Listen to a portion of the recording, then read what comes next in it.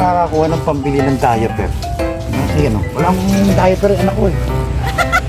Uy, ayos na ayos. Si Don Facundo. Wow! Ano ang kailangan mo, bata? Hapon na hapon eh, nandito ka pa. Don Facundo, magandang hapon po. May kailangan po ako eh. Kailangan ko po ng pambili ng EQ diaper. Hindi ka nagkamali ng pinuntahan, bata. Teka lang, magpapakuha ko ng pera, bata. Wait lang. Magkano, boss? Sige. Yes, boss. Maghintay ka, bata. Saglit lang. Nagpakuha na ako ng salapi, bata. Salamat, Don Facundo. Maraming salamat. Kapagsusuot na ng diaper yung anak ko. Ayos. Don Facundo, may problema tayo.